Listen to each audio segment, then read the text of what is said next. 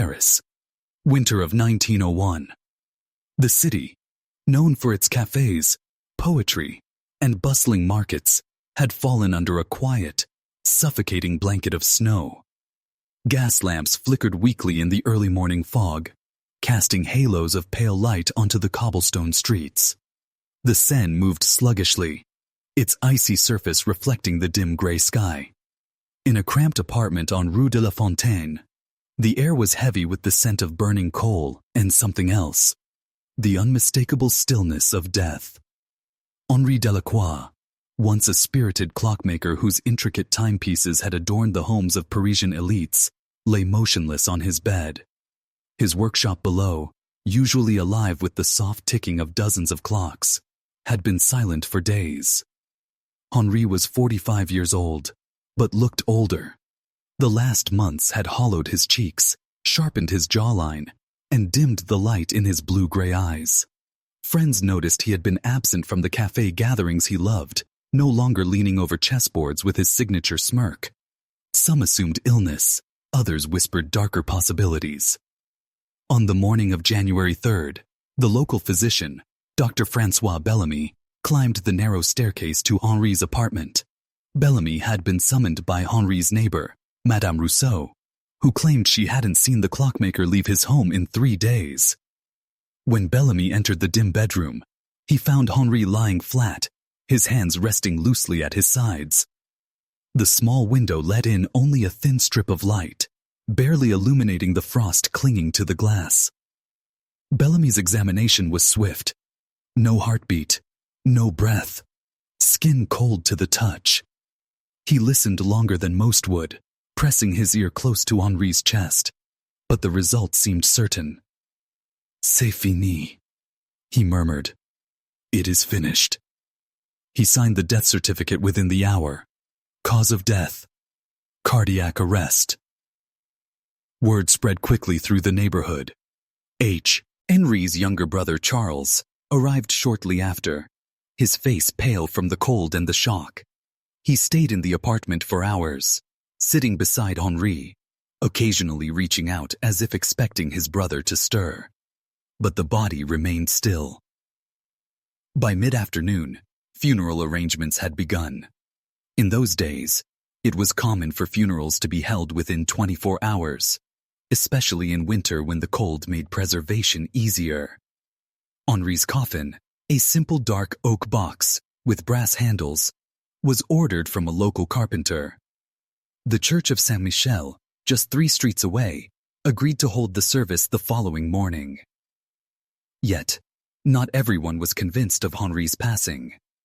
Madame Rousseau swore she had seen a faint twitch in his lips when she came to pay her respects. Another neighbor claimed his hands didn't look as stiff as they should. But in 1901, without advanced medical tools, death was whatever the doctor declared it to be. That evening, Charles prepared his brother for burial. The room was lit only by the flicker of a single oil lamp, casting long shadows on the walls. He combed Henri's hair, straightened his suit, and placed a small pocket watch, one Henri had crafted himself, into the coffin beside him. It ticked softly, the only sound in the room. Outside, snow continued to fall, blanketing the streets in silence. From the window, the world looked peaceful, untouched by the tragedy inside. But beneath that stillness, something was terribly wrong. Something no one in Paris could have imagined.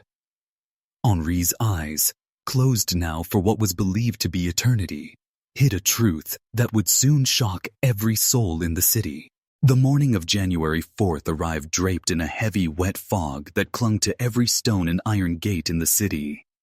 Paris seemed muted, as if the world itself had lowered its voice out of respect for the man about to be laid to rest. The snow from the day before had turned to a slushy mixture, crunching and sucking under the boots of the mourners who made their way to the old Saint-Michel church. The church, built in the late 1600s, stood like a sentinel over the neighborhood. Its tall spire disappeared into the mist, and its wooden doors creaked like the groan of some ancient giant when opened. Inside, The air was cool and heavy with the mingled scent of incense and damp stone. Candles lined the altar, their flames swaying gently in the drafts that whispered through the nave. Henri Delacroix's coffin rested at the front, placed atop a simple wooden stand. The lid had been left open, as was tradition for the viewing. His body lay perfectly still, dressed in a black suit with a crisp white shirt, his hands folded neatly over the pocket watch he had once treasured. The faint ticking of the watch seemed almost too loud in the stillness. Charles sat in the first pew, his posture rigid, his eyes fixed on his brother's face. Every so often, he thought he saw a subtle change in Henri's expression. A softening around the eyes, a shift in the lips.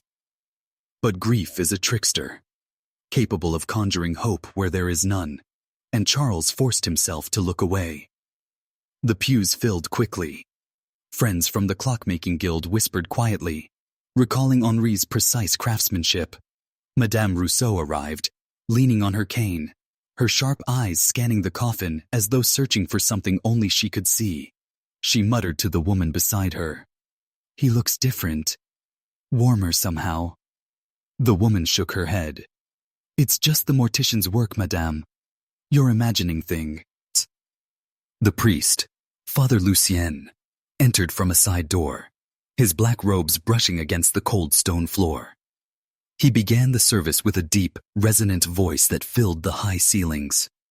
Latin prayers rolled through the church, bouncing off the vaulted arches and mingling with the sound of the occasional cough or the rustle of winter coats.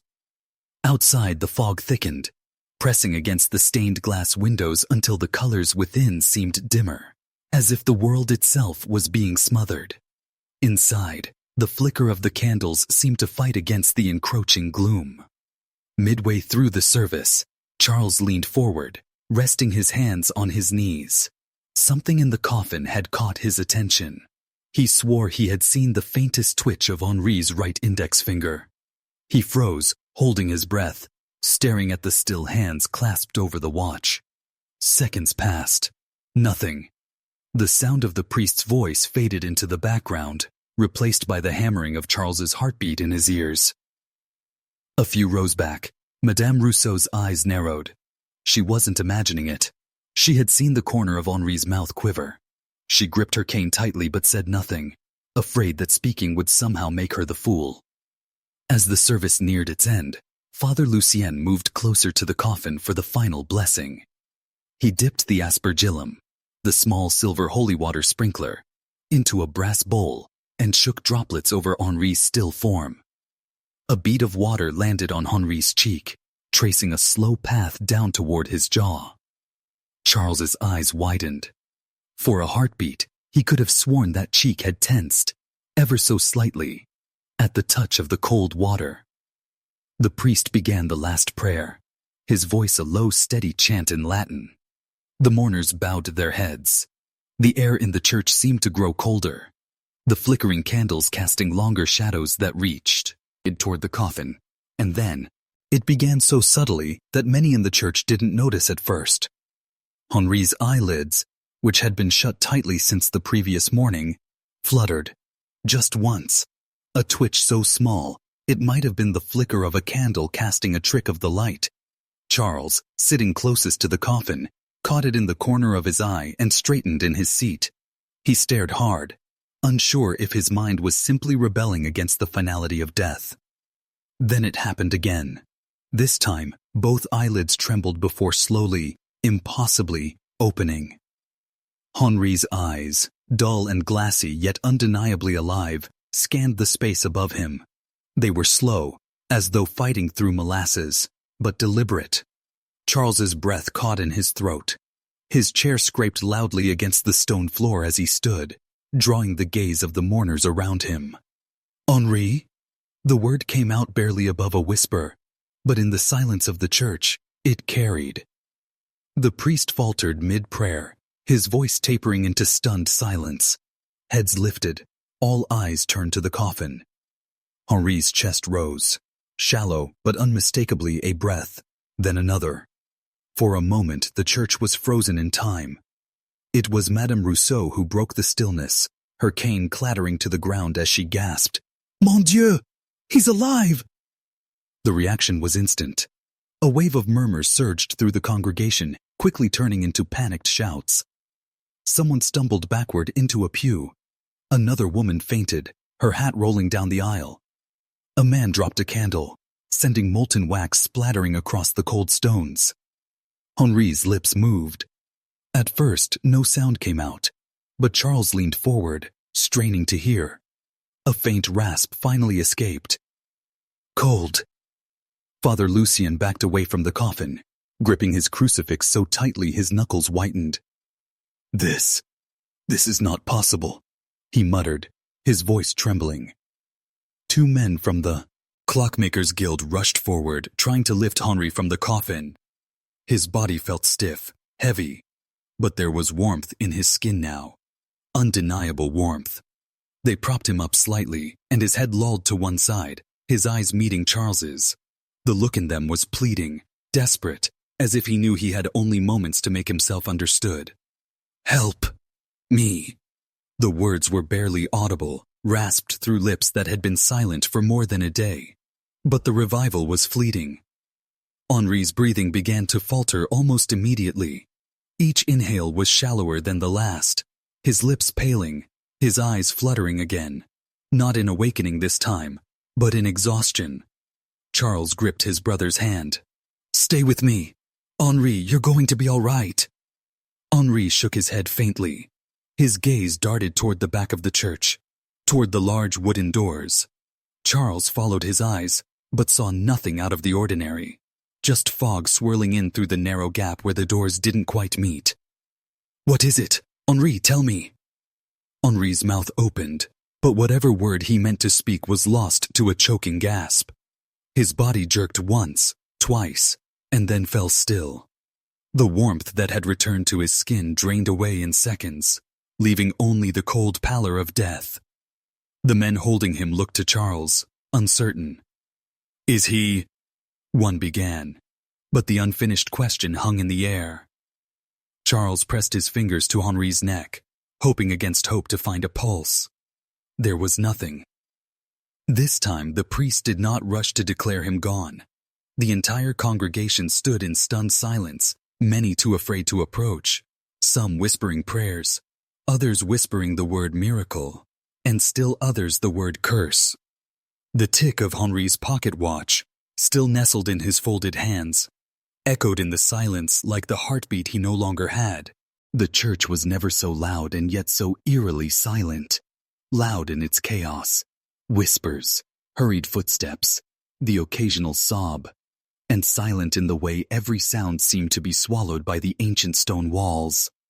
Father Lucien dismissed the congregation as quickly as he could, urging them to return home, to pray for Henri's soul and for the wisdom to understand what they had witnessed. Charles, however, could not leave. He remained beside his brother's coffin, staring down at the lifeless form as though he could will him back a second time. The Clockmakers Guild members stood awkwardly in the shadows, exchanging glances that said more than words could. This was something they would carry to their graves. Henri's body was carried, coffin and all, back to his apartment on Rue de la Fontaine. This time, Charles insisted the doctor be summoned immediately. Not Dr. Bellamy, but a physician from the Salpêtrière Hospital, a man named Dr. Émile Garnier. Garnier was known in medical circles for his work on rare conditions that mimicked death. When Garnier arrived, he spent nearly an hour examining Henri. He pried open the stiff eyelids, checked for any trace of warmth, and even placed a stethoscope, one of the newer models, to his chest. At last he stood, pulling off his gloves with a slow deliberation. "I believe your brother was alive when you began the funeral," he said quietly. Charles's hands clenched into fists. "Then why is he dead now?" Garnier sighed. "There are conditions, catalepsy, severe hypothermia, even some forms of epilepsy, where the body appears dead. In such states, the heartbeat and breathing are so faint, they escape notice. If he revived during the service, it's possible his body was simply too weak to sustain life." Charles shook his head. No. He was trying to tell me something. He looked toward the back of the church. He wanted me to know, but Garnier was already packing his instruments. I suggest you bury him soon. Paris is full of stories of premature burials. This one, sadly, did not end in survival. News of the incident spread faster than fire in the cramped quarters of Paris. The Le Petit Journal ran the headline, "A dead man speaks, but only to die again." Competing papers speculated wildly. Some claimed Henri had been poisoned, others that he was the victim of a macabre prank gone wrong. Charles refused to bury Henri immediately. For 3 nights, the coffin remained in the apartment, watched over by Charles and Madame Rousseau.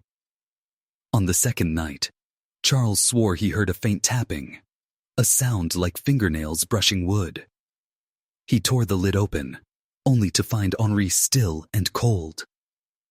Determined to find answers, Charles searched Henri's workshop. Dust lay thick on the workbench, but the drawers were neatly organized. In the bottom drawer of a tall cabinet, he found something strange. A stack of envelopes, tied together with twine. The handwriting was hurried, almost frantic, and the ink had bled in places, as though written with a trembling hand. The top letter was dated just 3 days before Henri's death. Charles, if anything happens to me, know that it is not illness that takes me. There are eyes on me always. They will not allow me to speak openly, but trust that I am not mad. Beware the one who smiles too much. The rest of the letters were even more cryptic, filled with fragmented sentences and unfinished thoughts. None mentioned names, but several referred to late-night knocks at the door, strangers in the street, and a shadow that lingers in the reflection of the clock glass. Charles's blood ran cold. His brother had not simply been ill, he had been afraid.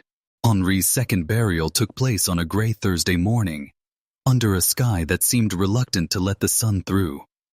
The cemetery was damp, the cobblestones slick from a night of rain. Only a handful of mourners attended this time. Charles, Madame Rousseau, 2 of Henri's fellow clockmakers, and Father Lucien. The priest's words were short. The shovel strikes heavy. Charles stood rigid beside the open grave, staring down as the coffin descended. He couldn't shake the image of Henri's eyes opening during the first funeral. That flicker of recognition, the urgency in his gaze, the way his lips had parted as though forming words. By the time the final spadeful of dirt was patted down, Charles's mind was made up. This was not over. That evening, he returned to Henri's apartment with the bundle of letters. One by one, he reread them, this time paying attention to details he had overlooked before. Certain phrases stood out. The ticking never stops. Look behind the face, and the watch is not what it seems. The next morning, Charles went to Henri's workshop again, this time with a screwdriver and a lamp. He examined every clock and pocket watch his brother had been working on. Most were ordinary, but one, a large brass carriage clock, felt unusually heavy. Unscrewing the back plate, he discovered a small compartment hidden behind the mechanism. Inside was a folded sheet of paper, browned with age, and a tiny glass vial filled with a clear liquid. The note read, "If they find this, I am already gone. The liquid is a poison, fast, silent, undetectable in wine. I was to deliver it to the man at the Hôtel du Nord. I refused. Since then, I have been followed. I am certain they mean to silence me. If I fall ill, do not trust the doctor." Charles's breath caught. Henri had been entangled in something far more dangerous than he could have imagined. But the questions multiplied. Who had ordered the poison? Who was the man at the Hôtel du Nord? And who was the doctor Henri warned about? When Charles took the vial to Dr. Garnier, the physician examined it under lamplight and shook his head. "Whatever this is, It is not something I can test without special equipment. If it truly is a poison, you must be careful. Keep it hidden. The mystery should have ended there, but it didn't. 2 weeks after Henri's burial, Charles returned home late one evening to find his door ajar. Inside, nothing appeared stolen, except the bundle of letters. The drawer where he had hidden them was empty. On the table, however, lay something new. A single brass watch, its face cracked, its hands frozen at 11:47. There was no note. From that day on, Charles began noticing a man in a dark coat lingering at the far end of the street, watching his shop. If Charles tried to approach, the man would disappear into the crowd. Months passed. Charles eventually closed the shop, unable to focus on work. The watch remained in his possession, but no matter how hard he tried, he could not open its casing. In 1903, Charles left Paris altogether, moving to a small village in the Loire Valley. There, he lived quietly, never marrying, never speaking of Henri again. But those who knew him said he would sometimes wake in the night, pacing the floor, muttering about the ticking and the shadow in the glass. Henri's apartment was eventually sold, the workshop dismantled. The brass carriage clock and the mysterious vial were never seen again.